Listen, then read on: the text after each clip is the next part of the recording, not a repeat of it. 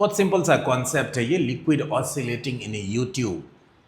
कोई भी हमारे पास एक ट्यूब है जिसमें एल लेंथ तक लिक्विड फील्ड है बॉटम से, इस साइड भी एल लेंथ कंसिडर कर सकते हैं, और इसमें जो लिक्विड है उसका टोटल मास हम एम कंसिडर कर लेते हैं। ये ऑसिलेट कैसे करेगा? अगर सपोज इस साइड से कोई भी पिस्टन लगा करके या किसी भी तरीके से यहाँ पे मैं इसको प्रेस करूँ तो ये लेवल नीचे जाएगा, तो ये लेवल ऊपर की तरफ जाएगा। एंड देन अगर यहाँ से इसको रिलीज कर देंगे, इस पिस्टन को अगर मैं यहाँ से हटा दूँ, तो जैसे इसको मैं यहाँ से रिमूव करूँगा तो लिक्विड जो ऊपर आ गया है वो फिर से डाउनवर्ड मूव करेगा, एंड देन फिर ये ऊपर इधर राइज होगा और ये बैक एंड फोर्थ इस तरीके से चलेगा। सो लिक्विड कॉलम ऑसिलेट करेगा। तो हमें इसमें कैलकुलेट करना है time period of small oscillation. एक नया डायग्राम बना लेते हैं हम लोग यहाँ पे।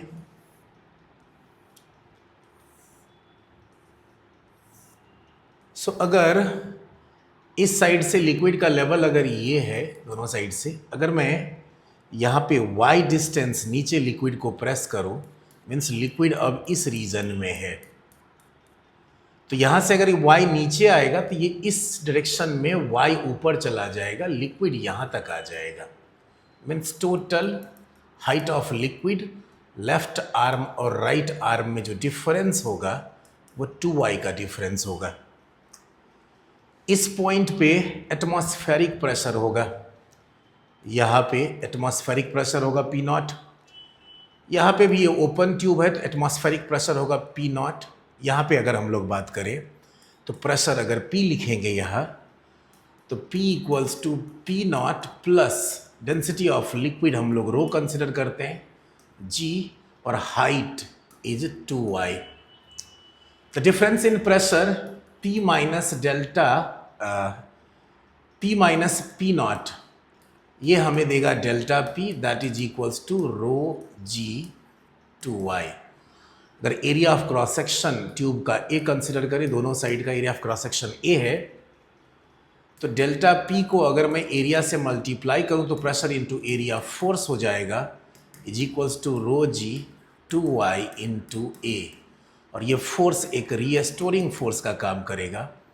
सो 2 rho G A into y, mass times acceleration equals to minus 2 rho G A into y, acceleration equals to minus 2 rho G A upon m into y।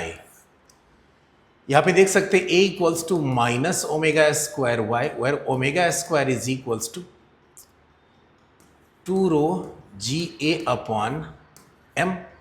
Omega होता है 2 pi by t, so 2 pi by t equals to under root of 2 rho G A upon m, and t equals to 2 pi under root of m upon 2 rho G A। ये हमारा time period of small oscillation हो जाएगा। बहुत simple सा concept है, exam सब में पूछा जाता है, जी मेंस में भी पूछा जा सकता है। यूजुअली क्लास में ऑसिलेशन में हम पढ़ाते हैं। अभी रिसेंटली ये क्वेश्चन महाराष्ट्र CET में भी पूछा है 2025 वाले एग्ज़ाम में। कुछ बच्चों ने मुझे डाउट पूछा था, तो ये मैंने डिस्कशन किया था बच्चों के साथ। बहुत सिंपल क्वेश्चन है, इसको चाहे तो फर्दर सॉल्व कर सकते हैं। अगर ये लेंथ L है और ये लेंथ L है तो हम मास निकाल सकते हैं। अगर हमको डेंसिटी पता है तो मास हो जाएगा डेंसिटी रो लिक्विड का into area of cross section और इनटू इसका total length. So total length हो जाएगा 2L। ऑलमोस्ट ये बॉटम वाला पार्ट को हम निगलेक्ट कर सकते हैं क्योंकि उतना लिक्विड हमेशा वहाँ पे रहेगा ही रहेगा। सो अगर ये मास का वैल्यू अगर हम लोग पुट कर देंगे यहाँ, तो T equals to 2 pi under root of m is equals to rho A 2L divide by 2 rho A G। यहाँ पे 2 रो A कैंसल हो जाएगा, so T equals to 2 pi under root of L by G।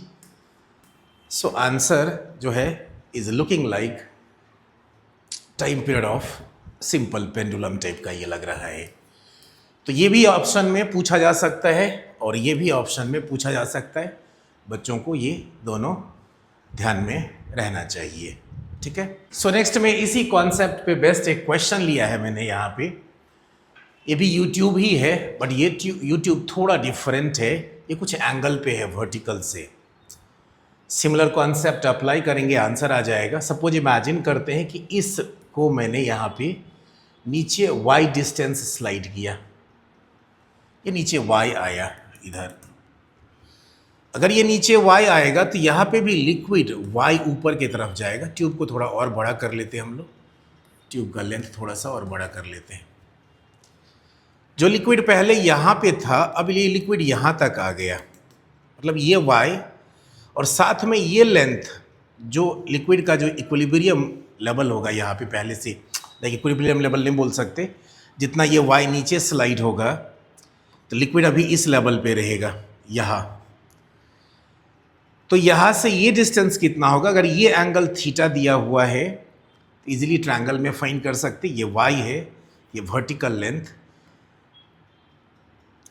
क्योंकि ये slide length यहाँ पे y हो जाएगा, तो ये वर्टिकल लेंथ बेस हो जाएगा y cos थीटा हो जाएगा। अगर ट्रायंगल में ये y दिया हुआ है और ये अगर थीटा है तो ये जो हो जाएगा ये y cos थीटा हो जाएगा। ये डिस्टेंस आ गया हमको y cos थीटा। सो ये डिस्टेंस हो गया y cos थीटा। इक्विलिब्रियम से लिक्विड जो टोटल ऊपर है y plus y cos theta, exactly same अब लगाएंगे यहाँ पे delta p। So delta p equals to rho G y into 1 plus cos theta. Tube का अगर area of cross section a है, मल्टीप्लाई करेंगे delta p into area, that is equals to force, and force is equals to rho G a into y into 1 plus cos theta. और ये force एक रिएस्टोरिंग force का काम करेगा।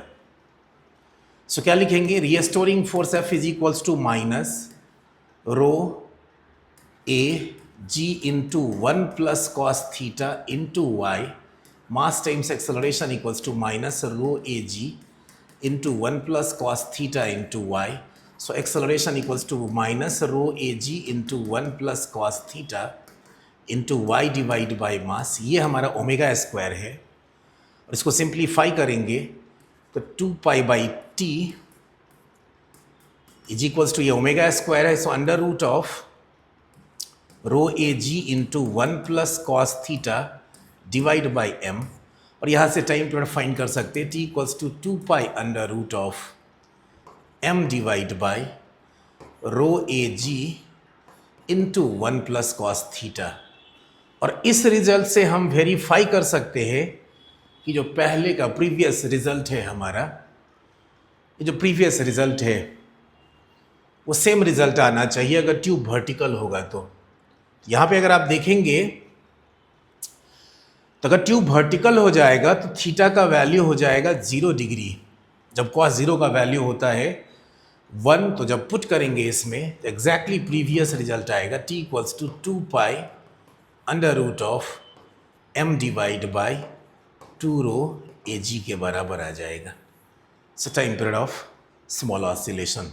दोनों concept linked है और काफ़ी अच्छा कॉन्सेप्ट है। ये वाला जो सवाल है आपको यूरोप के बुक में दिख जाएगा, और पिछला वाला सवाल तो ऑलमोस्ट हर किताब में दिखता है, और ये भी सवाल अब हर किताब में दिया हुआ है, जो भी स्टैंडर्ड बुक है वहाँ पे दिखता है ये क्वेश्चन यूजुअली, ठीक है।